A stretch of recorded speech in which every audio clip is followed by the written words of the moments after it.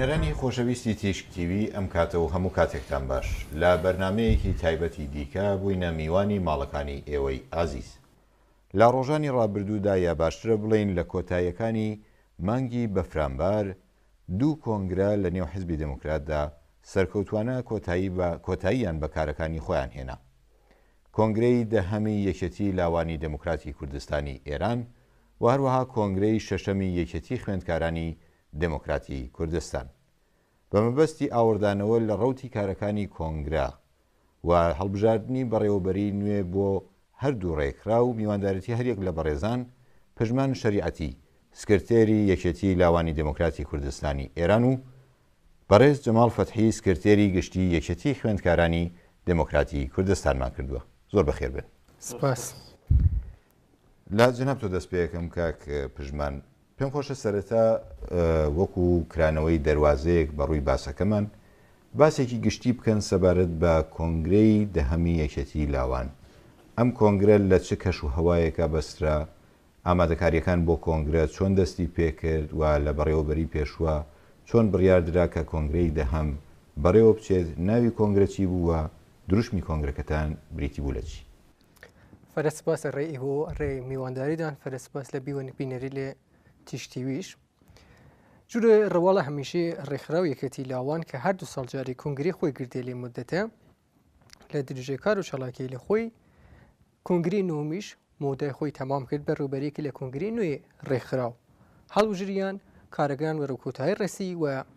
کات و ساتێک گردنە کۆنگرەی دەهەم ڕەسی لە دروژێ کارەکان ئەوەی کە ڕەواڵی کار و لە بەرنامە ئەساسنەماهاتە لە کۆنفرانسەکانی کە وەرجێ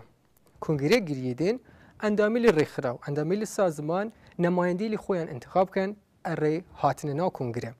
ئەو ڕەواڵە بەڕێوەبەریە کۆنگرێ نو و سەرکەفتن ئەنجامدا و نەمایەندەی ڕێکخراو لە کومیتەکانی کە لە هەر شوێنێکان و تەنانەت لە دەرەوەی وڵاتیش لە ناو کۆنگرە بەشدار بین. لە ناو کۆنگریش هاوڕێی بەڕێوەبەری و زەحمەت و کار و چالاکی لە خۆیان فەزای کۆنگرە ئامادە کردین و هاوکاری حیزب دموکراتی کوردستانی ئێران لەسەر شوون و مەکان و هاوکاری پێویستی کە لازم بێ ڕێگردن و کۆنگرەی دەوم گیریا لە کۆنگرە جوورە ڕەواڵە هەمیشەیی بەڕێوەبەری پێشتر راپۆرتی سیاسی و کار و چالاکی لە خۆیان پێشکەش کردین و ئەندامی لە کۆنگرە وانێک نەمایەندەی لە ڕێکخراو بین ئەندامی لە ڕێکخراو باسەبواتەکانی خۆیان شی کردن ڕێخنە و پیشنهارەکانی خۆیاندان و جوورە ڕەواڵە هەمیشەیە کە هەست هەر کدام لە بەشدار بوویل ئەو مافە ئەو حەقەدرن کە لەسەر هەر بابەتێک کە لە بەڕێوەری پێشتر یاوە گەشتی ڕێکخراو پیشنیار بوو ڕخنەیەک بوو لازم بوو کەم و زیاد بکری لە بەرنامە و ئەساسنامە و پێڕێ و ناخۆی ڕێکخراوەگە گشتیان هاتنە بەرباس کە لە بەرنامە و ئەساسنامە خاڵەکان تاوتو کریان و لە فەزایەک دموکراتیک هەر کدام و حەقی قسەکردن لەسەر ئەو بابەتی لە و لە بەپای زانیاری خۆیان و پیشنیارەکان و ڕخنەکان کەم و زیادێک لە بەرنامە و ئەساسنامە لە خاڵەکان کریا کە ئامانجە گشتی ڕێکخراوە باس لە سەریان کریات. ئەمجا لە بەشە بەرنامە و ناخۆ باس ئەوە کریات کە سیستمی کار ڕێکخراوی وەرە پێشچوونێک ئەوەی ڕشیاس لە بەرنامە ئەساسنامە هەست لەسەر ئەوەیش کەم و زیاد کریات و دەنگی گشتی و ئەوەی کە ڕەواڵێ هەر سیستمێکی دموکراتیکە هەر کەسێک حەق ئەوە دەرێ کە باس بابەتی لە خۆی ڕێخنە و پیشنیاری لێ پێشکەشکرێ و خێریە دەنگدان هەر کدام لەو خاریرە و شێوازی کاملە دموکراتیک خریانە دەنگدان و نەمایەندەی لە نوێنەرێ لە کۆنگرە و شێوەی دەنگدان ئەو خاڵەکە لازم بی پەسەندکردنی ئەوەی کە پەسەند نەکریا جێگوزینێک ئەڕێ دیاری کردێت. زۆر باشە کاک پژمان، دواتر ئەگەڕینەوە سەر ئەو مۆزوعی کە ڕەوتی کاروباری کۆنگرەتی و بەڵام ئێوەی شارەتان بەوە کرد کە لە کۆمیتەکانتان لە دەرەوەی وڵاتیش هاوشێوەی باشووری کوردستان و کەمپەکانی با بڵین ئەو کەمپانی کە یەکێتی لاوان نفوزی تێدا هەیە و ئەندامانی لەوێ سەقامگیر و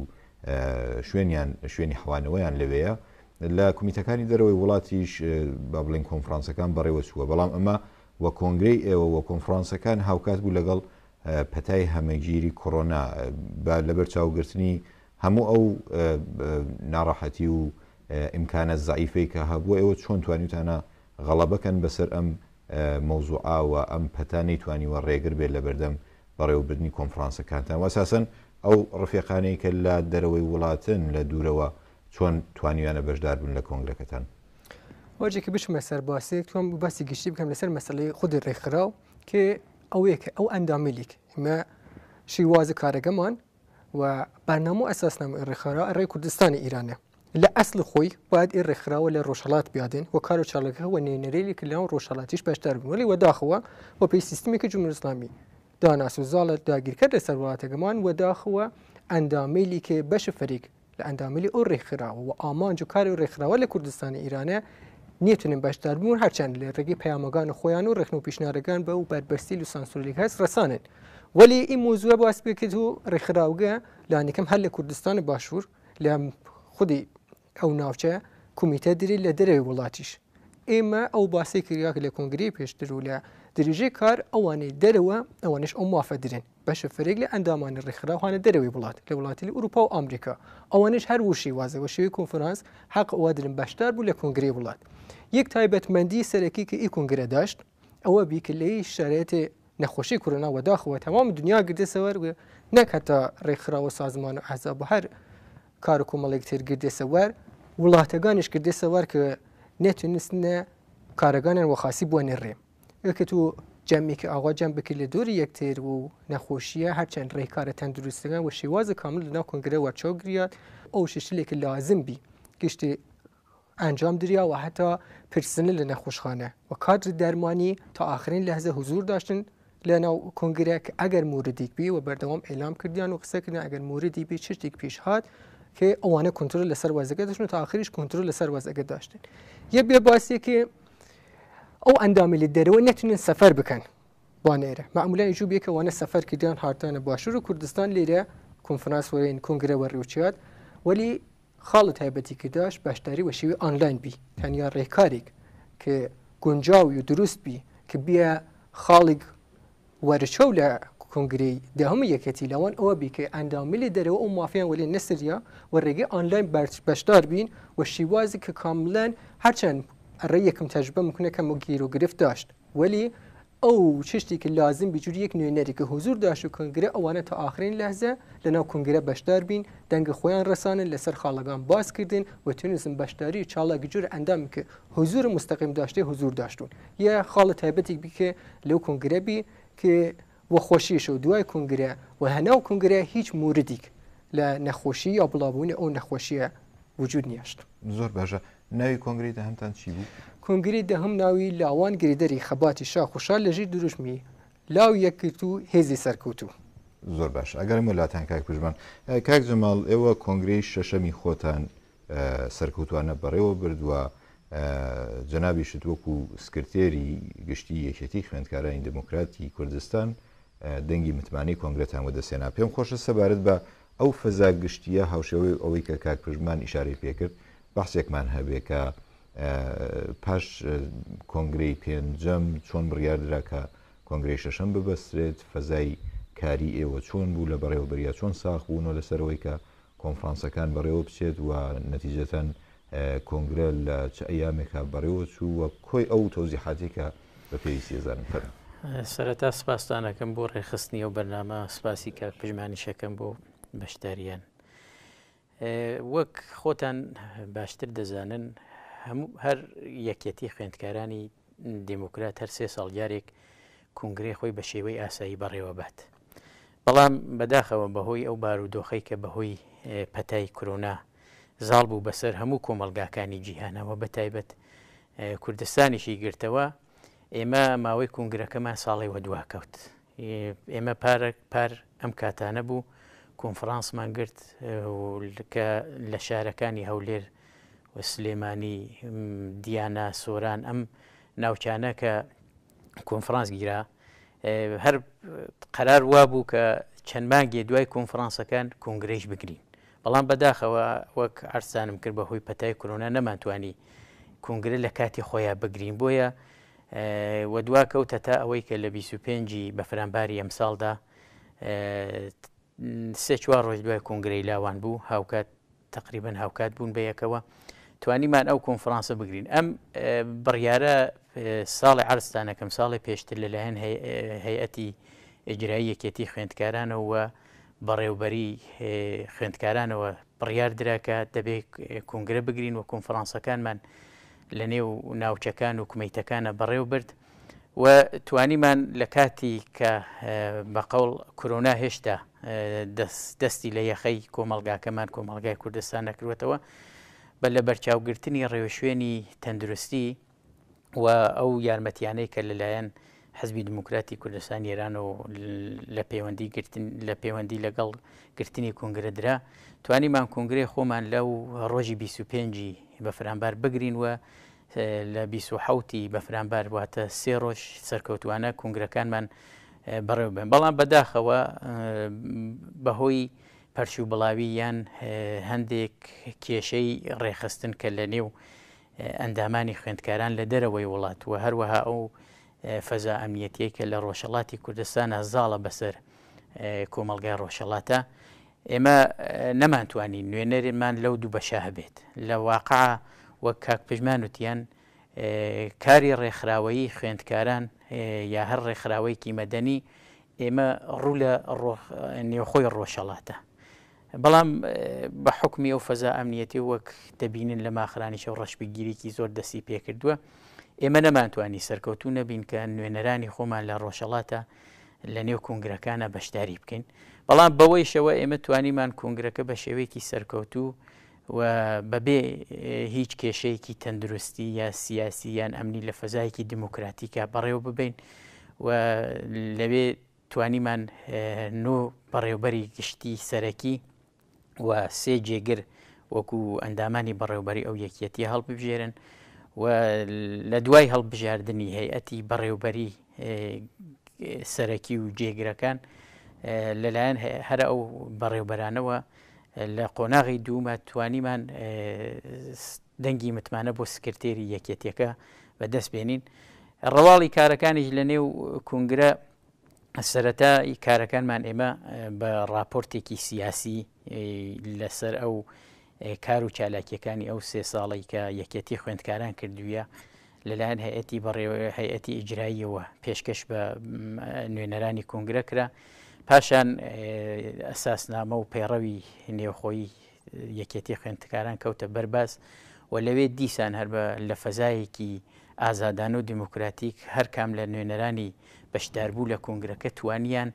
ڕاو بۆچوونی خۆیان لەسەر خاڵ بە خاڵی ئەو ئەساسنامە دەرببڕن و پاش ئەوەی کە ئەساسنامە تەئید کرا و ئەساسنامە چووە قاڵبی مەشروعیەتی بەخۆی گرت هەندێک ڕاستپاردە دیسان لە کۆنگرە لەلایەن نوێنەرانی بەشداربوو لە کۆنگرە درا بە بەڕێوبەری داهاتووی یەکێتی خوێندکاران کە دەبێت کاری لەسەر بکەین وەکو ئەرکێکی ڕێکخراوەییەکە یەکێک لەو خاڵانە کە زۆر جێ سرنجە بۆ یەکێتی خوێندکاران ئەوەیە کە یەکێتی خوێندکاران پردێکی پەیوەندی لە نێوان قوتابیانێکە لە دەبیرستانەوە دەیانەوێت بڕۆنە نێو فەزای دانیشگا یا فەزای زانکۆ پردێکی پەیوەندی دروستکات و ئامادەیان بکات بۆ ئەوەی کە پەیوەندیان لەگەڵ یەکێتی خوێندکارانە هەبێت و ئەو سیاسەتانەی کە دروستکردنی کۆمەڵگایەکی دموکراتیکەوە یەکێتی خوێندکاران و هەر خوێندکارێک ئەرکی نیشتمانی و نەتەوەییەکە هەوڵ بدا بۆ بەدیهێنانی ئەو سیاسەتە گشتیەکە بەر لە هەموو ڕێکخراوەکان حزبی دموکراتم سیاسەتەی هەڵبژاردووە و یەکێتیەکان یا ڕێکخراوەکانیش لە پێناو بە ئامانج گەیشتن یا گەیشتن بەو قۆناغە دموکراتیکە کە حزبی دموکرات هەنگایی بۆ هەڵگرتووە یارمەتی دەربێت. ئەمریکا ئێوە باستان کرد ئەمە ڕاستپاردەی کۆنگرێ بە بەڕێوەبەری نوێ ڕاستپاردەی کۆنگرەیە کە دەبێت ئێمە پردێکی پەیوەندی لە نێوان قوتابیانی دەبیرستان ئیسا ڕەنگە هەمووی ئەو قوتابیانە نەچنە زانکۆ بەڵام وەکو ئەرکێک ئێمە دەبێت ئەو پردە پەیوەندیە دروستکەین و فەزاکەیان فەزای پەیوەندیگرتن لەگەڵ یەکێتی خوێندکاران کە بتوانن ببن بە ئەندات سبەینێ چوونە زانکۆ بتوان ببن بە ئەندامی یەکێتی خوێندکاران و وەکو ئەندامێکی ئەو یەکێتیە ئەرک و کاریان پێبەست پێدرێت. زۆر باشە ئێوە لە فەرمایشەکانتان ئیشارەتان بە مەوزوعێک کرد ئەویش بریتە لەوەی کە بەهۆی پرش و بڵاویە کە لە کۆمیتەکانمان لە دەرەوەی وڵات هەمانە نەمانتوانیوە ئەو بەڕێزانەی کە ئەندامی یەکێتی خوێندکاران و لە دەرەوەی وڵاتەژین بەشداری کۆنفرانسەکان و حتا کۆنگرەش بکەین. ئایا ئەمە وەکو زەعفێک نایبینن لەسەر ڕێکخراوەکەی خۆتان؟ ئەگەر ئاگادار بن لە ماوەی 3-4 ساڵی ڕابردوو بەهۆی هەندێ هەلومەرجە بارودۆخی سیاسی و ئەمنی کە بەسەر نەتەنیا ڕێکخراوەکان بە تەنانەت بەسەر حزبی دیموکراتیشە سەپا یەکێک لەوانە کۆڕەوێک دەستی پێکرد ئێمە هەر لە سەرەتای دەستپێکردنی کۆنگرەی 5 کۆڕەوێت دەستی پێکرد زۆربەی هەرە زۆری ئەو ئەندامانەی کە لە هەرێمی کوردستانە بوون و پەیوەندیان لەگەڵ یەکێتی خوێندکارانە بوو ڕۆیشتنە وڵاتانی دەرەوە و ئەم ڕۆیشتنە وڵاتانی دەرەوە چۆن ئەمانە لە سەرەتای ڕۆیشتنیان بوون هەتا پەنابەری وەربگرن و هەتا کاروباری ئاسایی و یاسایی خۆیان بەجێ بگەێنن کاتێکی دوور و درێژی دەوێت 2-3 ساڵی لانی کەم دەوێت بۆیە ئەمە بووە هۆی ئەوە کە بەداخەوە خەمساردی لە نێوان ئەندامانێکە پەڕیوەی وڵاتانی دەرەوە ببوو دروست ببێتوە ئەو پەیوەندیە چڕوپڕە کە پێویست بوو لەگەڵ یەکێتی خوێندکاران نەما هەرچەندە ئێمە هەوڵی خۆمانماندا زۆر پەیوەندیمان لەگەڵ زۆر کەس کرد بەڵام یەکێتی خوێندکاران وەک خۆتان نەزانن وەکو یەکێتی لاوان یا ژنان نییە ئیستا مەسی ژن یەکێتی ژنان هەر کەسێ ژن بێت لە ڕەگەزی ئافرەت بێت دەتوانێت ببێتە ئەندامی ئەو یەکێتی یا کەسێکە لە تەمەنێکی دیاریکراوی لاوان نابێت دەتوانێت ببێتە ئەندام بەڵام یەکێتی خوێندکاران تۆ ژنێکە یا ئافرەتێکە نەچوو بێتە زانکو یا بە قەوڵ وەکو خوێندکار بەو پێناسەیە کە لە ئەساسنامە هەیە ناتوانێت ببێتە ئەندامی خوێندکاران ئەمە بووە هۆیەوە تو لە وڵاتێکە ئەگەر 100 لاوت هەبێت بتانی کۆیان کەیتەوە کومەیتێکیان بدروستکەیت ڕەنگە لە وڵاتێکی ئوروپایی 5 خوێندکار یا ئەندامی خوێندکار دەست نەکەوێت کە کومەیتێکیان بدروستکەی کومەیتێش تعریفی خۆی هەیە دەبێت بەسڵا ئاستێکی یا ڕێژێکی دیاریکراوی هەبێت کە تو بتانی کومەیتەکان دروستکەی ئەو پەرشی و بڵاوی یا ئەو مەحدودیەتە کە لە وەرگرتنی ئەندامانی یەکێتی خوێندکارانە هەیە بووە هۆیەوە کە ئێمە نەتوانین بەڕاستی لە ڕێخستنی کومەیتەکانمانە لە دەرەوەی وڵات بە پێویست سەرکەوتوو بین. زۆر باشە لە کۆنگرەی شەشەمی یەکێتی خوێندکارانە چ گۆڕانکاریەک پێک هاتووە لە کۆنگرە تەسویب بوو پەسەند کرا کە لە کۆنگرەکانی پێشوان نەبوو یا لە بەڕێوەبەریەکانی پێشوان نەبووە شتێکە بەرهەست و بەرجەستە بێت یەکێک لەو گۆڕانکاریانەی کە لە یەکێتی خوێندکارانە دروست بوو گۆڕینی ناوی ڕێکخراوەکە بوو پێشتر یەکێتی خوێندکارانی دموکراتی کوردستانی ئێران بوو لەم کۆنگرە ئەو وشەیان ئەو ناوی ئێران لەسەر ناوی یەکێتیەکە لاچوو بەهۆی ئەو تیبینیانە ئەمە پێشنیارێک بوو کە لەلایەن چەندین نوێنەری کۆنگرە درا بە کۆنگرە و کەوتە بەرباز تیبینیەکانیشیان ئەوە بوو بەهۆی بارودۆخێکە لە کوردستانی ڕۆژهەڵاتە هەیە ئەو هوشیاریە نەتەوەیە لە کوردستانی ڕۆژهەڵاتە گەشەی کردووە و بەپێ ئەو ئەزمونانەی کە وەکو حزبی دیموکراتێمە لە بەقەوڵ ڕاهاتن یان نەرمونیانی لەگەڵ ئۆپۆزیسیۆنە ئێرانیەکان یا هەر خودی ئەو دەسەڵاتانەی کە لە ئێرانە وەکو دەسەڵاتی ناوەندی بووە ئێمە بەردەوام داوای دیموکراسیکمان کردووە کە هەم قازانجی بۆ نەتەوەکانی تر هەبێت و هەم قازانجی بۆ نەتەوەی کورد هەبێت وەکو نەتەوەی کە بەرهەڵستی ئەو ڕژیمانە بووەتەوە بەڵام بەداخەوە ئەم داواکاریە یان ئەم ئارەزووە ئەم خولیایە کە لەلایەن کوردەوە هەمیشە ئاراستەی دەسەڵاتە ناوەندیەکان کراوەتەوە بە ئاگر و گولە وەڵام دراوەتەوە نمونەی ئێمە ڕێبەری شەهیدمان شەهید دوکتەر قاسملوو لەسەر مێزی وتوێژ و بۆ چارەسەری پرسی کورد لە ئێراندا بە شێوەیەکی دموکراتیک و ئاشتەوایی بووە بەڵام لە بەرامبەرە دەسەڵاتی ناوەندی ئەم هەنگاوە پیرۆزەی کە دوکتەر قاسملوو هەڵیگرت بە گولە جوابی داوە دوکتەر قاسملووی شەهید کرد نمونەیە ترمان هەیە کاک دوکتەر سەعیدی شەرەفکەندی کە لەگەڵ ئۆپۆزیسیۆنی ئێرانی کۆ دەبێتەوە بۆ چارەسەری کێشەی نەتەوەکان لە ئێرانە بەڵام دیسان لێنەی شایمە هەر بەرەوڕووی تونند و تێژی و کوشتن و ترۆر دەبینەوە بۆیە هەم لەباری ئیمکاناتی وەکو ڕێکخراوەی ئێمە وامانزانی کە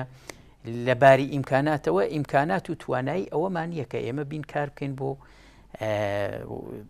وڵاتێکی گەورە و بەرفراوان وەکو ئێران پێش هەموو شتێک بە ئەرکی نیشتمانی و نەتەوەی خۆمانمانزانی کە ئێمە سەرەتا کار بۆ کۆمەڵگاکەی خۆمانکەین ئەمە بە نیشانەی ئەوە نییە کە ئێمە نەتەوەکانی ترمان لەبەر چاو نەگرتووە بەڵام بە پێی هەلومەرجی خەڵکەکەی خۆمان خەڵکی ئێمە ئیسە بەڕاستی گەیشتونەتەوە قەناعەتەکە ئەو دەسەڵاتە ناوەندیانە کە نەتەوەی خۆسەپێن بەسەریانە زاڵە وەڵامدەری ویست و داخوازی نەتەوەکانی ترنین کە یەک لەوانە نەتەوەی کووردە زۆر باشە بەڵام یەک پرسیار لێرا دێتە گۆڕێ کاک جەماڵ ئەویش ئەوەیە کە کاتێک کە تۆ ئەڵەی کوردستانی ئێران تەبیعەتەن موقعەتی جوغرافیایی ئەو بەشە لە کوردستان دیارەکەی کە تۆ گەرەکتە چالاکی تیا بنوێنی ئێستا کە ئێوە وشەی ئێرانتان لابردە ئایا ئەمە ئەو پاڕادوەکسە دروست ناکات کە کاتێک تۆ ئەڵێ یەکێتی خوێندکارانی دموکراتی کوردستان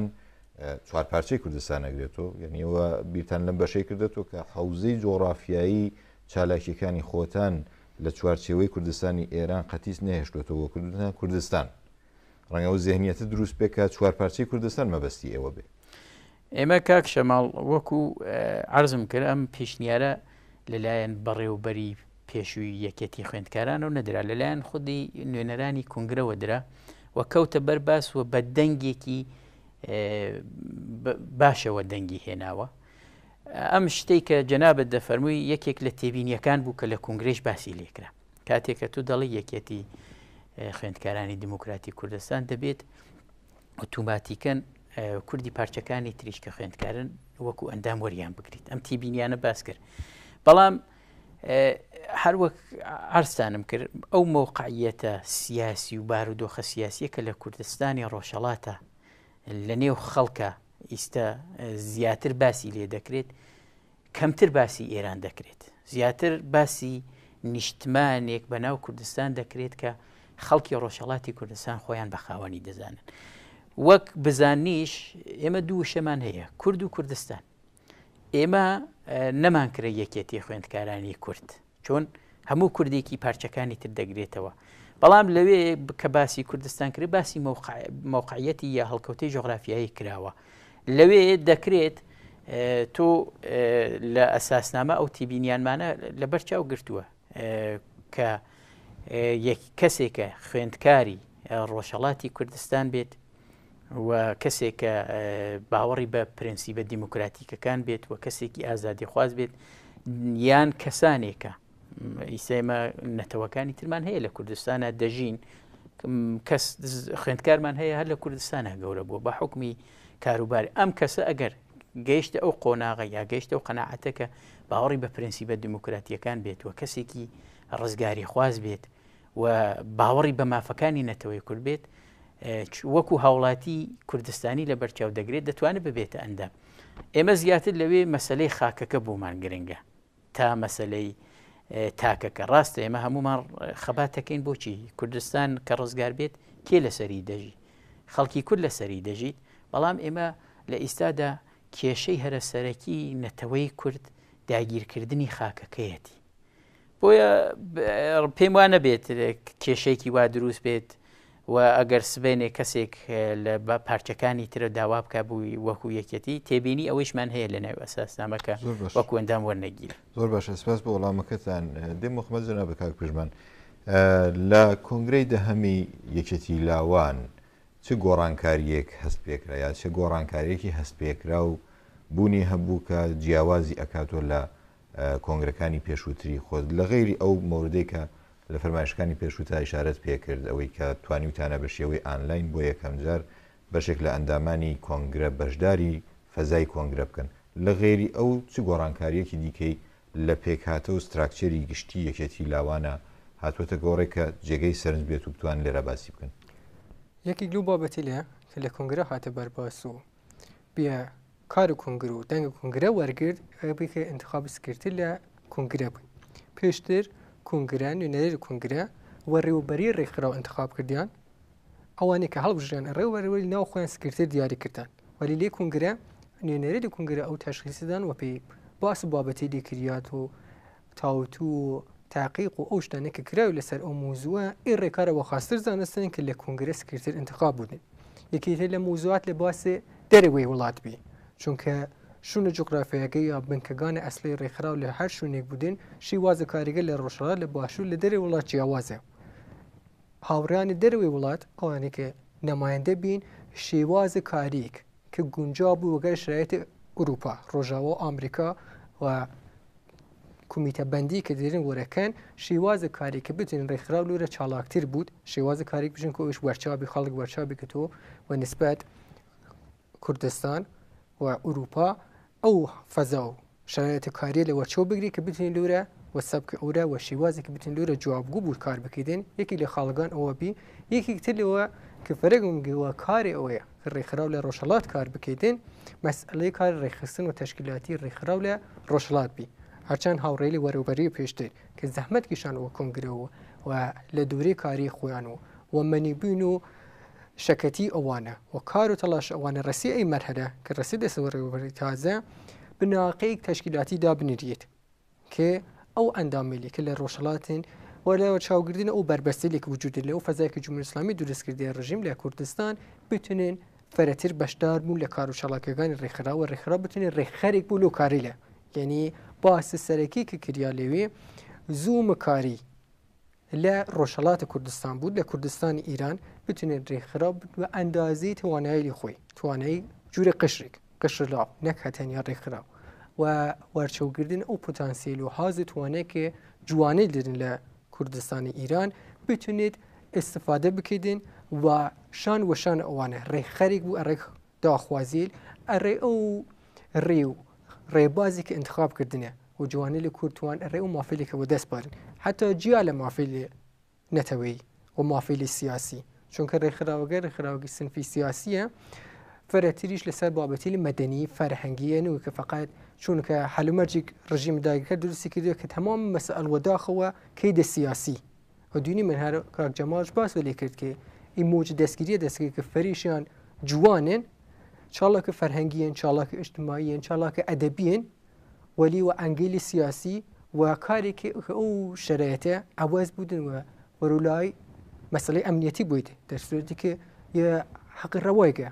لە هەر وڵاتی ترکت و چاڵاکی فەرهەنگی بێ ئەڕێ فەرهەنگی خۆت ڕێ زوانە داڵگی خۆت ئەڕێ کولتور و تاریخ خۆت تبلیغات بکەی قسە بکەی هەوڵ بێ ئەڕێ پارێزی یە بێ خاڵی کە لە کۆنگرە ئەوانش فەرەتر ڕێکخراو بتوین شوونی بگرێت و ئێمە ئەو بەرنامێکیشتری من کە ناوەندێک مرکزێک دروست بکەین ئەڕێ تحقیق و ئامار لە ڕۆژهەڵاتی کوردستانی ڕۆژانە و بشتوی لەسەر وەخت و پێ ڕووداوەکان ڕۆژهەڵات کار بکرێت خوێندنەوە لەسەریان بوو مطالعە بکرێت ئامارەکان و دەست بە کە بتونی من و ئاماری لێ بڕستنە سازمانی لە مافی مرۆڤ ئەوانێک لە دەرەی وڵات چالاکن و کارکەن و شێوازێک وە شێوازان بووینە دەنگ جوانەی لە ڕۆژهەڵات مۆزوعی کە هەیە زۆر جار با بڵین لە شەقامی سیاسی کوردستانە ئاراستەی ئەحزابی سیاسی و ڕێکخراوە سیاسیەکانی سەر بۆ ئەحزابش ئەکرێت بریتە لەوەی کە لە ڕابردووە یا ئەوەی کە لە سیستمی کۆماری ئیسلامی هەیە هەمیشە تەبعیزێک و هەڵاواردنێک هەیە لە نێوان ڕەگەزەکانە ئێوە وەکو یەکێتی لاوان بەتایبەت لەم کۆنگرەی ئەخیرتانە چۆن توانی وتانەیە چۆن هەوڵتاندا کە زاڵ بن بەسەر ئەم مەوزوعە بە واتای کە ڕێژەی بەشداری کچان و کوڕان لە نێو کۆنفرانسەکان لە نێو کۆنگرە و دوازاریش لە نێو با بڵێن پرۆسەی هەڵبژاردننی بەڕێوەبەری نوێ چەندێ توانیوتانە زاڵ بن بەسەر ئەو نەریتاکە کچ و کرد لە یەکتر گیان نەکرێنەوە بە یەک چاو بە یەک دید سیر بکرێن هەر جورە خۆدان باسکردین ڕژیم ئەو دیدگاه دروستکردە لە تەبعیز لە بینە ژن و پیا و کولەن وەگشتی ڕێکخرا و قشر لاو چونکە لە فەزایك ئەمڕۆژی ژیانکێ وەگەردە دنیای ئەمڕۆژ ئاشناس سەرای ئەو بربەسیلی کە ڕژیم دروستکریاز ئەو دیدگاهای لەناو قشر جوان کەمتر دینی من و حتا لەناو کوردەواریش یعنی لە فەرهەنگە کوردەواریش لەوانەیە ممکنە بڕێک لە تەبعیز وجود داشت ولی ئەو تەبعیزە و شێوازێنێک کە جمهوری ئیسلامی باس لێکی چون لە کوردستان ژن و پیا و هەوڵ و کاری چالاکی ئەحزاب سیاسی و ڕۆشنفکر کردن کە ئەو مەسەلە نەمی یەوە تایبەتی لەناو لاوانش کەمترە وەگشتی خودە ئەندامی لە ڕێکخراو نەک هەر بەشدار بوو کۆنگرە لە بوارەوەی کە دوێتە کۆڕبوون هەنیتونی بشین تەعادوڵێکی کاملەن دموکراتیکە بی لە بەچاوی بگری کە ئەمە جنسیەتی ژنە ئەوەی تر پیاس یا لەناو لاوان جوری مەسئلەیەک نەمەنیە یعنی چارەسەر بێ لەناو فکر وەڵی شرایەتێ جامعه و داخواهی داگیرکرد و بازی لە فەرهەنگی لە قەڵەتی کە مەنیەسە و ئەوانە بوودە باعسیە ئەو شتە چنی ڕایەتە ئەو توێنم بوشم و دڵنیاییەوە کە کاملەن جوورێ هەر وڵاتی کە ئازاد بوو دموکراتیک و ڕەوانگەیەکی دموکراتی کاملەن بەرابەر شاید وە لە هازە تعداد ئەوەش بۆ پێش شەرایەتی کومیتەکە ئەستونی لە کومیتێک کەمتر ئەسەن ئەندامێ دوێت دیریدن ولی وە پێی وجود بەشدار بوو حتا ئەو تەبعیزی لە موسبەتیش وجود دری کە تۆ ئەڕێکە دوێتێلی بتنیشتنە سەر کارتر تو یارمەتی تەریان بوویدن کار و گەردیان بکردن لە ناو کنگریش هەریشی وازە داشتی من بەشدار بوو لە کنگرە و لە هازە ڕەگەزی ژن و پیا و دێت و کوڕ شاید دوشم ئەوە تێداد بتین مەسە هەساوی بکەین لە 100 نەفەر 50 دوێتنیوە ولی وە پێی ئەو نوێنەریلی کە بینە کاملەن موازی بینەوە گەردی یەکتر و بەرابەر بینە و ئەوانش حەق بەشداری جووری یەک پیادەشە بی ئەوەی کە ئەسن لە ناو زیهنێ تاکەی لە بەشدار بوو ئەوە جیاشوک هەیە دوێتە کوڕە ئێستا لە نێو بەڕێوەبەری نوێی یەکێتی لاوانات ئەگەر وەکو دەرسەد سەیری بکەین چەند دەرسەد لە بەڕێوەبەری کچانن و چەند دەرسەدیش کوڕان توێنم بشی من نزیک وە نیوە شاید نیوێشنوەلی نزیک وە نیوە یەک سۆم فەرەتر لە یەک سۆم بەڕێوەبەری و هەتا جێگیری سکرێتریش ئیسا دوێتە یا بەشیگە کە لە دەروی وڵاتیش هەر بۆ شیوازیە لە دەروی وڵاتیش بەشدار بووەگە فەرەتر دوێت بینە و کار و چاڵەکە خوانشترن ئەدامەدەن و ئەو تەعادلە هەمیشە لە ڕێکخراوە لاوان حفز بیە زۆر باش ئەگەری مخمەت کاک جەمال هەمان پرسیار ئاراستی جەنابتەکەم لە نێو یەکێتی خوێندکاران بەرحاڵ ئەو چاوەڕوانی و ئینتزارەی کە لە یەکێتی خوێندکاران هەیە وەکو قشرێک ئەسن کولن لە جامعەی خوێندکار هەیە وەکو توێژێک لە کۆمەڵگا کە لە ڕووی کونج و کۆڵیەوە بە پرسیارکردن و هەوڵدان بۆ وەرگرتنی وەڵامی دروست هەوڵی ڕەوشنگەری حتا لەسەر جامعە و کۆمەلگاکەی خۆشی ئەدات ئێوە لە یەکێتی خوێندکارانە چۆن هەوڵتان داوە کە تەبعیز وە پارادۆکسەیە ئەو هەڵاواردنانەی کە کۆماری ئیسلامی بە بەردەوامی لە 42 ساڵی ڕابردووە هەوڵی داوە کۆمەلگای پێبتەنێ چۆن هەوڵتان داوە بە گژیا بچنەوە چۆن هەوڵتان داوە کە با بڵین ئەو تەبعیزاتن نەمێنێەوە چەندێک لە کۆنگرەکەی ئێوە ڕەنگی داوەتەوە بە تایبەتی لە پرۆسی هەڵبژاردننی بەڕێوەبەری نوێی کۆنگرەکەتە هەروەک ئەرسانم کرد یەکێتی خوێندکاران بە حکمی چوارچێوەی کە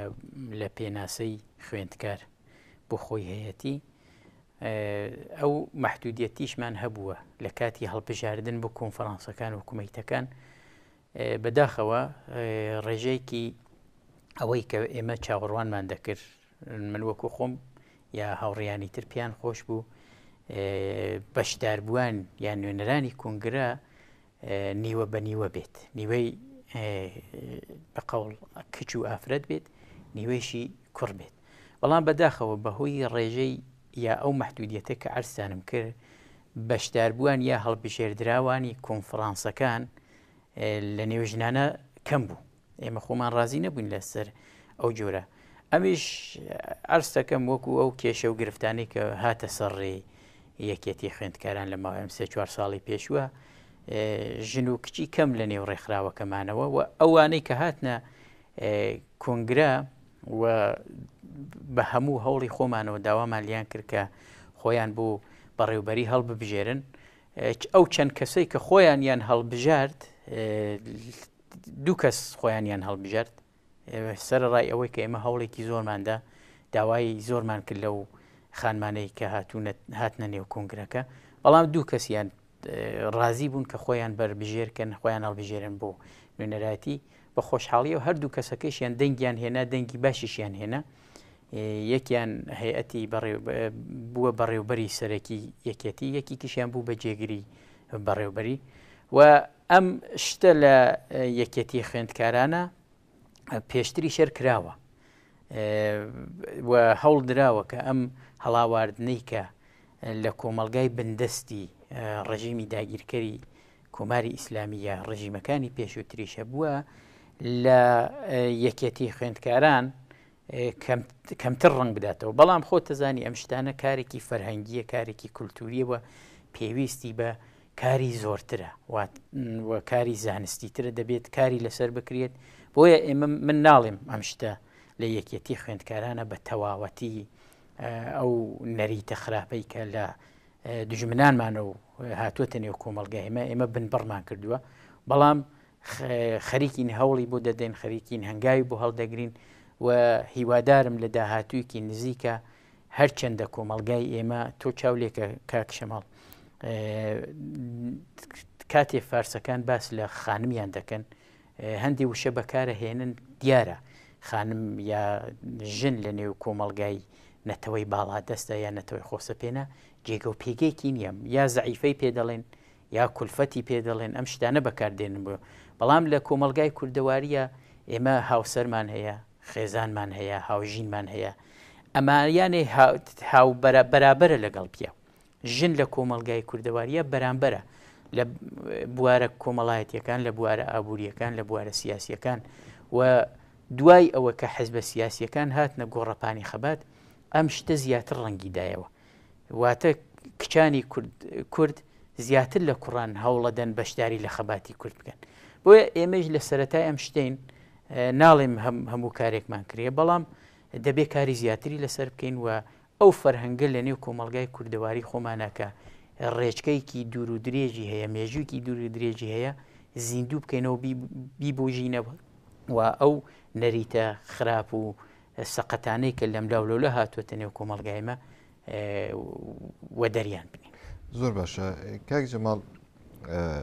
هەلە لای جەناب تەمێنمەوە وەکو ئیشارەی پێکرا یەکێک لە گرنگترین توێژەکانی ئەمڕۆی کۆمەڵگای کوردستان لە کوردستانی ڕۆژهەڵات با بڵین بریتە لە توێژی خوێندکار کە کاریگەری و باندۆری ڕاستەوخۆ و ناڕاستەوخۆی هەیە لەسەر کۆی پێکهاتە و گرێچنی کۆمەڵگا تێڕوانین و هەڵسەنگاندنی کۆنگرەکەتان سەبارەت بە چینی خوێندکار لە ئێستا لە کوردستانی ئێران چۆن بوو بە گشتی کۆنگرە چه هەڵسەنگاندنێکی کردە بۆ دۆخی خوێندکار و خوێندن لە کوردستانی ئێرانە بەداخەوە ئێمە وەکو ڕۆژهەڵاتی کوردستان یان ئەو بەشەی کە ڕژیمی کۆماری ئیسلامی دەستی بەسەراداگرتووە فەزایەکی سەرکوت و بێدەرەتانی دروست کردووە نەکرد بۆ توێژی خوێندکار بوو هەموو توێژەکانی کۆمەڵگا بەڵام لە سەروی هەمویانەوە توێژی خوێندکار زیاتر لە ژێر فشار و لە ژێر وشاران هەر لە سەرەتای چوونە نێو زانکۆ و بیگرە لە کۆنکورەکانەوە بیگرە سیستمێکی گوزینشی سیستمێکی بێژەنکراویدا یانێت لە ئەو کەسانەی کە دەچنە زانکۆ ئەو کەسانەی کە لەگەڵ خۆیان پەیوەندیان هەیە بەسی جەنیان سەر بە ناوەندە ئەمنیەتیەکانن زیاتر لەو کەسانە وەردەگیرترێن کە هیچ پەیوەندیکیان لەگەڵ ئەم ڕژیمە نییە بەڵام سەرەڕای ئەویشە چینی وشیاری لاوی کۆمەڵگای ئێمە کە خوێندکارەکان زۆربە لە تەمەنی لاوەتیە دەچنە زانکۆ بەو پەڕی توانایی خۆیانە هۆڵی خۆیانەدەن بە لە بواری زانستیەوە ئەوەندە پلەیەکی باش بەدەست بێنن کە پێش بەو سیستم و پیلانانەی ڕژیم بگرن و کەسێکە پەیوەندی بە سیجە هەیە بەڵام لەباری زانستیەوە یا لەباری پلەی زانستی و پلەیەکی وای نییە ئەمە دەبێتە ڕێگا خۆشکەری بۆ ئەو کەسانەی کە پلەیەکی زانستی باشێنە بچنە نێو زانکۆکان بۆیە سەرەڕای هەمووی ئەوانیشە کاتێکیش کە دەچنە نێو زانکۆکان لە حراستەوە بیگرە لە نازانم گوزینشە و بیگرە لە ئەوەی کە سبێنێ ئەگەر تو کارتی بەسیجیت نەبێگەر پەیوەندیت بە ڕژیمەوە نەبێ سبێنێ دانامەزری دەرسەکەش و تواوکە ئەبێ بە هیچێ فەزایکی وا دروستەکەن بە قەوڵ خوێندکار هەندێک خوێندکار ناچارەکەن کە پەیوەندیان لەگەڵا بگرن بەڵام بەوەیشەوە ئێمە ڕێژەیەکی باشی خوێندکارمان هەیە لە بەتایبەت ڕۆژهەڵاتی کوردستان کە هیچ پەیوەندیکیان لەگەڵ ڕژیمانیە کەسانێکی ڕزگاری خوازن کەسانێکی دموکراتن و کەسانێکن کە خەمیان خەمی نیشتمانە ئەمە بووەتە هۆی ئەوە کە ببێت بە ئەرکێک و ڕاستپاردەیەک لە کۆنگرەی شەشەمی خوێندکاران هەروەک عرسانم کرد یەکێک لەو ڕاستپاردانە پەیوەندی گرتن لەگەڵ ئەو کەسانەی کە لە قۆناغی ڕۆیشتن بۆ زانکۆ وەکو قوتابی دەبیرستانەکان هەتا و لەگەڵ فەزای سیاسی لەگەڵ بارودۆخی کوردستان ئاشنایان بکەین و هەڵخەڵەتاوی یا فری و خواردی پیلانەکانی ڕژیم نەبن و بۆ ئەم مەبەستیشە ئێمە وەکو بەڕێوبەری داهاتوو ئەرکدار کراوین کە کاری زیاتری لەسەر بکەین، کاری ڕێخستنی زیاتری لەسەر بکەین و پەیوەندیەکی بەخۆشیەوە بەهۆی تۆڕە کۆمەڵایەتیەکان ئێستا پەیوەندیەکان باشترێکە تا پێشتر، پەیوەندیەکی چڕوپڕ وە تۆکمە لەگەڵ ئەو کەسانە بگرین کە خوازیاری کارکردن لەگەڵ یەکێتی خوێندکارن و کەسانە لێکی بەقەوڵ ئۆپۆزیسیۆنی ئەو ڕژیمەنە، بەڵام کاناڵەکەیان نەدیتوەتەوە. ئێمە دەمانەوێت کاناڵەکەیان پێنیشان بدەین ڕێگای خەبات و ڕێگای بربەرەکانی لەگەڵ ئەو ڕژیمە کە بە هەموو شێوەیەک لە نێو کۆمەلگای کوردستانە توانیویە جێ خۆی بکاتەوە بە هەموو شێوازەکان، بە هەموو سیاسەتەکان، ئەوەی کە خۆتان لە من باشتر دەزانن، توانیویە دەست بەسەر کۆمەلگای کوردستان بگرێت. بەڵام سەرەڕای هەمووی ئەوانیشە دیسان ئێمە جیا لە توێژی خوێندکە، لە نێو توێژی لاوە، لە نێو توێژی ژنانە، لە نێو بەگشتی توێژی کۆمەلگای ڕۆژهەڵاتی کوردستان بەخۆشیەوە ئیستە فەزایك دروست بووە کە زیاتر لە ڕابردوو خولیای ئازادین، خولیای ڕزگاربوون لە ژێر ئەو سیستم و ئەو پێکاتەیەن. زۆر باشە، سپاس بە وەڵامەکەتان. کاک پژمان، ئێوە چی؟ ئەوە لە کۆنگرەی داهەمی خۆتانە ئەو هەڵسەنگاندنە گشتیە کە کۆنگرە کردی بۆ وەزعیەتی لاوان بەگشتی لە کوردستانی ڕۆژهەڵاتە چی بوو؟ باسی سەرەکی هەر ئەو باسە بی، چونکە ئامانجە ئەسلی ڕێکخراویش هەر ئەوەسە و پێی ئەو شرایەتی کە هەست کاک جەماش بۆ خاسی وە پێ ئشارە کرد پۆتانسیێلی کە لە ناو جوانیل هەست، ئێمە ئەستفادە لە پۆتانسیێلە بکەین، چونکە وە لە هەز جەمعیەتی تونین بشین قشێکن کە فەرەندە ناو کۆمەلگا، لە لەحاز خوێندکار و ژن و بەشەکانی تری توێژەکانی تریش گرنە خۆیانەوە و قشریگن کە پرن لە داخوازی و داواکاری و دنیم نەهاک لە وڵاتی لێکە داگیرکرا یا سیستمێک دیکتاتۆری لە سەریانزار لە وڵاتی ئوروپایەکانی چنین ڕووزانە جوانیل داخوازی و داواکاری تازە درن و دەسەڵات موەزەفکەن کە ئەڕێ کۆمەلگاگەیان کار بکەیتن، ئەڕێ ئەو قشرە کار بکەیتن و داخوازیلیان وەجی باردن و داخۆ لە ڕۆژهەڵاتی کوردستان لە کوردستانی ئیران کە ئەو سیستمە زاڵەیە هەوڵ دریاس کە وە پێچەوانە و زانست و سەر ئەو مۆزووە کە جوانیل پۆتانسیل لە فەرێک درن چ لە هوارە مبارزاتی دوێنیم لە دژی تاریخ مبارزاتی کوردیش ئەوانێکی بژیم هاانشم پیشەنگ بینە و حازرن هەزینە بێن و فەرەترین هەزیندارن جوانیلن تۆ لە خۆپیشاندنەکان لە ئێرەنگە لە خیاوانەکان دوێنیتن جوانیلن کە کەفنە نووە، جوانیلن کە حازرن هەزینەیەکی فەرەتر بیان جورە قشەکان تر هەر کدام هەزینە دەن وەلی دوێنێ جوانیلن کە فەرەتر ڕادیگالتر وسنە سەر مافەکان خۆیان وتوان و دەستیان بارن چ وە قش چ وە شێوەی نەتەوی و ملەتەکەی خۆیان ئەی هەڵساگەنە لە کنگرە کردیا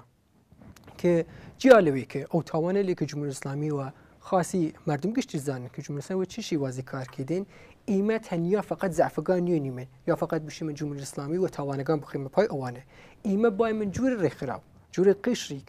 کە لە هاز توانە توێنی من کاریگەر بیم لەسەر کۆمەلگای کوردی وە گشتی لە کوردستانی ئیران لەسەر ئەوە کار بکەین من فەرجاریە بێسەعادەت کە زعفەکان و کەمکاریەکان و کێش و گرفتەکان بارین باز ئەوانە بەشیگرن ئەوانە باید خەسەرناسی بودین ولی بای من توانەکانش لە بەرچەو بگرین من ڕێی نمونە ئێمە لە مبارزەیەکی لە ڕۆژهەڵاتی کوردستان دەست بکریاس و ئەسمێ ڕاسان گرێدانی خەباتە شاخۆشار دوینی من لەی چەند ساڵەیە لە خیاوانەکانی سەر تا سەر کوردستانی ئیران و هەر شیوازی مانگرتن بودن خۆپیشاندان و تەزاهرات بودن لە وەڕێوەبردنی سمینارەی لە وەڕێوەبردنی کۆبوونەوەی ئەدەبی هۆنەری فەرهەنگی و گشتی وازیێنی فەرە ڕەهەند و بێ و یەکشت قەتیز دەمنێ کە بشم فقط تەنیا هەتا ڕاستە هەر کارێک بکەیت و داخەوە لە سیستمە چوو لە چوارچێوەی سیاسی وەلی هەر لە ڕێگە کاری لە فەرهەنگی لە هەر قشتێک و تێبەت لاوان درن کارکەن و بەشداریان لە سمینارەکان لە خۆپیشاندەکان لە خیاوان ئێمە بای من لێ مبارزە لە کنگرە باسەوەی کرد کە دەست و پێکریاس و خەڵق ڕۆژهەڵات و تایبەت لاوێل جوانیل جووری پێشەنگێک مننە و لە دژی تاریخی نیشاندانە کە کەفنن و هەمیشە حازرن هەزینەی فەرەتریک بیان ئێمە بتین من شان بیمەشان ئەوانە یعنی کە فقط تەنیا ئێمە ڕێکخەر ئەوانە بیمن ئەوانە ئەو پۆتانسیلێکی فەرجار ڕێکخراوەکان تر بوون هاندەری ئێمەش بوون حزب سیاسەکان ڕێکخراوەکان سازمانەکان و هەتا وڵاتەکان ناچار بکەن کە شان بێنە شان ئەوانە گوش بێن و داخوازیەکانیان ئیمە بای من لەسەر توانەکان ئەو هەوڵە دریاست لەسەر توانەکان فرەتر قسە بکەین و خەسارناسی وە زەعفەکانیش کە هەست و ئەو تاوانەی کە ڕژیم دەری وەرەوە بێتن هەر نمونەی کە نزیکتە فرەتر لە 80 کەس لێ مدەتە دەست بەسەر کریاست دوینی من تێداد کەمێک نودن وەلی زۆرینەی نەوەت وەرەوسەر جوانن کاریانیش هەست چاڵک فەرهەنگی بینە چاڵاکە ئەدەبی بینە چاڵاکی ژینگەی هەڕێ محیطی زیستە وڵاتەکەیان جورە حەقی خۆیان دەرن کارکەن کەواتە پلانی ئێوە بەرنامەی ئێوە بۆ داهاتووی کاریتان بریتە بێت لە جۆرێک لە توانامەندکردن یا و ئاگاهێنانەوەی لاوان لە پەیوەندی لەگەڵ توانایەکانی خۆیان دقیقاً ئەوەی کە ئێمە بشوێن بگریم کە ئەو جوانە باوەڕ بە خۆی داشتودن کە ئەو توانای دیریدن جورە تاک و جورە قش و جورە کەسێک لە ملەتێک جورە ملەتی کورد کە توانی دن تعقیل لە ناو کۆمەڵگاگات ئاڵگوڕ وجود باریدن چونکە قشر جوان لە گشتی دنیا ئەو سەرمایە گوزاریە لە بانی کرێت هەر لە مناڵی لە وڵاتی کە دموکراتیکن و ئەو سیستمە ئەمروزیە لە وڵاتیان جێگیر بیە هەر لە مناڵی و خارکەن و لە دورانی جوانیە کە ئەو شکل واقعی گری ئەڕێکی ئایندەی وڵاتەکەیان شکل بیان سەرمایە گوزاری کردن وڵاتەکان ئەڕێ ئایندەی وڵاتەکان لەسەر قشر جوانە قشر لاوە ئیمە شاید ئەلان کورد ئەو دەسەڵات نیاشتو کە ئەو سەرمایە گوزاریە وڵاتێک دموکراتیک کە دەسەڵات دەریتن بکەیتن وەلی لانی کەم توێنی من ئەو توانایی لە زەختر بکەین من یارمەتی دەربووی من ئەو ئێرادە کە وجود درێ نیشانیشی دانەکە جوانی ڕۆژات ئەو ئێرادە درێن ئەڕێیەکە تاقیر ئیجاد بکەن چ لە شیوازی زندگی ڕۆژانەی خۆیان نی ئەو یەک تایبەتمەندی کوێژێکی جوانەکە لە ژیوازی زندگی خۆی وەردەوام ئاپدەیت بوو بە ڕۆژە ئەو تاقیری لە ئیجاد کەوە هەڵدەی هەتا لەناو بنەماڵی خۆی شۆزانم ممکنە باگی عمری گوەلی شودن وەگەر دنیا ئەمڕۆژ ئاشنانوت هەڵدەی لەناو بنەماڵش دنیمە لەناو بنەماڵش دەستبگرنە جوانەیل ئەو تاقیراتە ئیجادکەن چون یەک ئینسان جورە حەقە خۆیەکە زندگی ئەمڕۆزی داشتودن یەتوێنی گۆراتر بودن لە ئاستی کۆمەڵگای کوردی و لە بەرامبەر داگیرکەریش یەکە تۆ تەنیا ئەوە نێودن ئیمە کۆمەڵگای خۆمان لە بەرچاو بگریم یەکی لە گرفتە ئەسلەکان و سیستمە دەسەڵاتێ و توێنین بشی من جوانە لیەکی لەو قشرێنە کە توێنین فەرەترین کاریگەری داشتون حتا دوینی من لە ڕێزەکانی خەباتیش لەناو حیزبەکانی کوردی ئۆپۆزیسیۆنی کوردستان دوینی من قشر جوان فەرەترین و لە ڕاستانیش فەرەتر هاتنە سەناو پەیوەست بنەوە حیزبەکان و ڕێکخراوگەن ئەوە خۆی نیشان دێکێ بەڵێ باوەڕ پیداکردن کە ئەو توانای درێن ئیمش بای من هەوڵێک بێ من هەم ئاشنایان بکەم هەم بتونیم لە توانایی ئەوانە شان وشانی یەکتر ئەو داخوازی لێ تاک کۆمەڵگا و وڵاتەکەمانەوە دەستبارین کەواتە داواکاریتان لە خەڵکی کوردستان بەگشتیوە بە تایبەتی قشری لاوان چییە؟ چۆن ئەتوانی یارمەتی دەری ئێوە بن وەکو یەکێتی لاوان کە بە ئەهداف و ئامانجەکانی خۆتان بگەن؟ یەکێتی لاوان دموکراتی کوردستانی ئیران هەر لە یەکەم ڕۆژ دامەرزانی تا ئێرەنگە هەوڵداز کە جوانیل بەشدار بکەیتن و ڕێکخەر بوو لە ناویان و بتونن دەنگە وڵاتەگەیان بوون ئیمش ئەو داواکاریە دریمن لە درێژەی مبارزەکە تا ئەلان بیە لە درێژەی ئەو کارۆچاڵەکەی کریاس ئەم ڕۆژیش هەر جوانیل بەردەوام بوون بۆ معنایە کە ئەو فشارێل و ئەو کوشتن و برینێک و داخوا ئێدامکردنی مدەتە ئێدامکردنی فرێک بی دەستوەسەرکردن یانە هۆڵدی کە ئەو ترسە و ناو کۆمەڵگا ئیجاد بکەیتن ئی ترسە لا بچوت لە ناو جوانیل و باوەڕ و ئەرادەی خۆیان باش ئەرادەیە کە بوو دە قودرەت ئەرادەیە کە تۆ وەرە و دەساوردنە مافەکانە تێرێ و ناو خۆیان هەست بکەن توانایەگەی درێن و تونین ئیمە داواکاریمان ئەوەسە فەرەتر و چالاکتر و بەشدار بوون لە تەمامە بەشەکانی ژیانە کوردەواری فەرهەنگی سیاسی کۆمەڵایەتی اقتصادی هەتا ئەو مشکلاتێکە بۆ داخۆی دینی من ئی ئەنتزاریشە نییە و سیستمەکە ئەلان هەست و لە هازی اقتصادی دینم لێ ئێتیادە و لە هازی بیکاریە و گەی لە هازی هەوڵداست کە جوانیل و ناو بومبەسی گیر بێ ولی ئەو بومبەسێکی خیاڵی کە جمهوری ئیسلامی دروستکە فکرێکی توێنێدن نوای قشر جوان و کۆمەڵگای کوردی بگری ئەو بربەستەیەکی کە خیاڵیە و پوشاڵیە فەرە نازکن و شیوازی تبلیغاتی و پرۆپاگاندا کاری کردێ کە فکر بکەن کە مەسەڵەن ئارێ جمهوری ئیسلامی دەستی لەسەر هەموو شتێک هەست جوانیل و هەر جایێک هەتا دوینی من ڕۆژانە کۆمەڵگا قسە نەکەی من ممکنە بشنەفن بوشن دەستگیرمانکردنی ئی ترسی لە ڕۆژانە دەری ئیجادکەی یەک قوڵێک خیاڵی لە خۆی دروست کردیە کە فکر مەسەن گشت دەتوانێت کۆنتڕۆل بکەی ولی ئیجوری نییە واقعاً ئێمە داواکاریمانەوەسە کە دڵنیایشم کە ئەو ترسە نییە و نیشاندانەکیە و لە بەشدارگی کارەکان لە ناو کۆمەڵگە و لە کاری ڕێکخراوی منسەجمتر بوون یەکێک لە خاڵستانێکەکانی کەوتنی لە خەبات مەدەنی سیاسی و هەر شیوە لە مبارزەیەک ڕێوە دەسەوە ئینسجامە یەکگرتنە ئەو یەکردو هەرکە لە حتا شعارە کۆنگرێکی مش بێ لاو یەکردو هێزی سەرکردو کە یەکگرتی دێن تونی توانای فەرەتریک داشود حازە فەرەتری دێ حازە فەرەتریش داشودن ڕژیمیش لە شایەتیگە کە جوورە جاران نەمەنیە پایلی واقعان لەرزانبینە و ڕمیانە و جوانەی لە واقعان توێنن ئەو تەلەنگورە ئەو پاڵە بنن و ئەو دەسەڵاتە لە بین بوون ئیمە داواکاریمان ئەوەسە کە بەردەوام بوون لە شێوازە کار مبارزەی خۆیان لە گشت بەشێک خۆیان قەتیس نەکەن و گیر بێن لە شێوازی لە خەبات هەر کەس بۆ پێی توانای خۆی کارە ئەدەبی کە فعالەتی ئەدەبی داشو ئەڕێ پاریس لە ئەدەبیات وڵاتگی یەخۆی یەکەم هەنگاوە بعدەز ئەوە تونی و قەدەمی تر هیچ بێدین ئەو بربەستری هەش کلاوی ئمە بەشێک دیدی من کە ئەوڵ پێ لە خۆمان پاریس بکەمین و ڕژیم ڕۆژانە ئاسیمیلاسیۆن نمونەی فەرهەنگێکی نوای ئەوانە بوسن حداقل پاریس بکەم کە زوانە داڵگیمان لە بینەچوو ئەمجا دوایەوە ئەو سیستمێکی ئێ هاوردی تونیم ئەوش برمەنیمێن و یا ئی توانیە لە جوانی درێدێن و داواکاریمە هەست کە باوەڕ بە خۆیان داشتون جوورە هەمیشە پێشەنگ بوونە ڕێی کۆمەلگای خۆیان زۆر باشە سپاس کاک جەماڵ هەرچەند کاتم زۆر کەم بەدەستوە ماوە پلان و بەرنامەی ئێوە وەکو یەکێتی خوێندکاران بۆ داهاتووی کاریتان چییە و ئەتان هەوێت چۆن خوێندکاران لە کوردستانی ئێران سازمان بدەن چ میکانیزمێکتان بەدەستوێت بەر لەوەی من بچمەنێ و ئەو باسە یان بابەتەکەش ڕوون بکەمەوە پێویستە من شتێک بڵێم ئێمە ئەم کنگرەی شەشەم و کنگرەی پێنجەم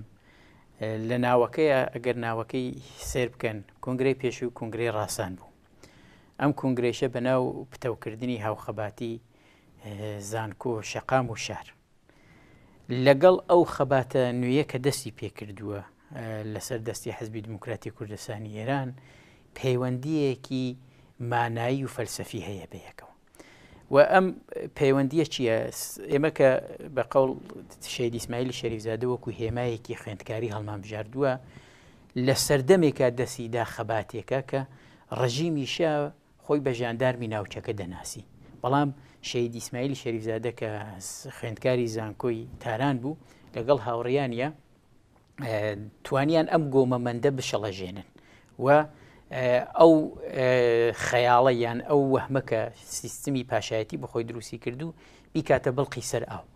لە سەردەمێکیشە ئێمە دەستمان ئەو دروشمانمانە هەڵبژاردووە ئەو ناوانمانە هەڵبژاردووە بۆ کنگرەکانمان کە جمهوری ئیسلامیش سەرەڕای پوشاڵی بوونی بەڵام خۆی لەو پەڕی ئەقتدار و دەسەڵاتە دەبینێت بەڵام من لێرە ڕووی دەمم لە خوێندکارانی ڕۆژهەڵاتی کوردستان خوێندکار تەنیا بەوە نەکە ئەوانەی کە هەنە خوێندکار ئەو مامۆستایانەی کە قۆناغی خوێندنیشیان تواو کردووە و ئیسە لە زانکۆکانە دەرس دەڵێنەوە ئەوانیشە بەشێکن لە یەکێتی خوێندکاران ڕووی دەمم لەوانە کە چیدی فریوی بەڵێنیەکانی ڕژیمی کۆماری ئیسلامی نەخۆن ڕاستە ئەو ڕژیمە خۆی بە دەسەڵاتێکی زەبەلاح و گەورە و مەترسیدار پێناسە کردووە بەڵام من بە دڵنیایەوە دەڵێم ئەو ڕژیمە لەباری پاشکەوتی فکریەوە لەباری پاشکەوتی ئابوووریەوە لەباری پاشکەوتی نظامیەوە لەو پەڕی لاوازیدایە هیچێکی پێنەماوە تەنیا فقط بە سەرکوت ئەوی سەرکوتی خەڵکێکی بێدەرەتان و بێدفاع خۆی مانەوەی خۆی سەپاندووە بۆیە بە یەکگرتنەوە و بەکاری جەماوەری لە نێوان خوێندکارانەوە هەروەها ئەم کارە شۆڕ ببێتەوە بنێو کۆمەڵگای ڕۆژهەڵاتی کوردستان لەگەڵ ناوانە لەگەڵ ژنانە لەگەڵ باقی خەڵکی کوردستانە یەکێتی خوێندکاران بۆیە پێ دەڵێن هێزی دینامیکی کۆمەڵگە چونکە ئەو پتانسیلانەی کە لە نێو کۆمەڵگا هەیەتی یەکێتی خوێندکاران یا توێژی خوێندکار دەتوانێت پاڵی پێ بنێت و ئەم هێزە ببوژێنێتەوە بۆیە لەم سەردەمە کە سەردەمێکی زۆر زۆر هەستیارە و ئەرستانم کرد سەرڕای هەیکەلێک و سیمایەکی ترسناک کە جمهوری ئیسلامی لە خۆی نیشانداوە لەو پەڕی لاوازیدایە فقط بە یەکگرتووی و بە ڕێخستن کاری ڕێخستن و کاری جەماوەری دەتوانیت و ئەم پێکاتە هەڵوەشێنیتەوە. ئێمەش وەکو یەکێتی خوێندکاران کارمان تەنیا ڕێخستن و تاڕادەیەکی ڕێپیشاندەریە. هەرچەندە داواکەین لەو خوێندکارانەی کە لە ڕۆژهەڵاتی کوردستانن بەو پەڕی دڵاواڵایی و داوایان لێ دەکەین هەر پرۆژەیە کە پلانێکیان هەیە بۆ سەرخستنی خەباتەکەمان کە خەباتێکی ڕەوایە داوایان لێ دەکەین کە ئاراستەمانی بکەن و ئێمە بە دڵێکی ئاواڵا وەرگریە بین و تەنیا خۆمان بە ڕێن پیشاندەر نابینین. ئێمە هەموو کۆمەڵگە بە ڕێپیشاندار دەبینین، بەڵام پێویستە لێرە سنتەرێک ناوەندێکە بێت بۆ یەکخستنەوەی ئەم تواناییانەکە لە کۆمەلگا هەیە کە یەکێتی خوێندکاران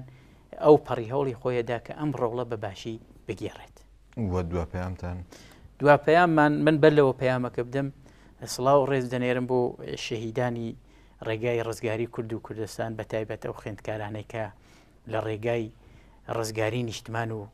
دیموکراسی شەهید بوون و پەیامەکەم لە نێو قسەکانیشما هەبوو فقط بەکاری جەماوەری بەکاری یەکگرتن سەرەڕای هەبوونی سەلێقە جیاوازەکان سەرەڕای هەموو بیر و بۆچوونە جیاوازەکان و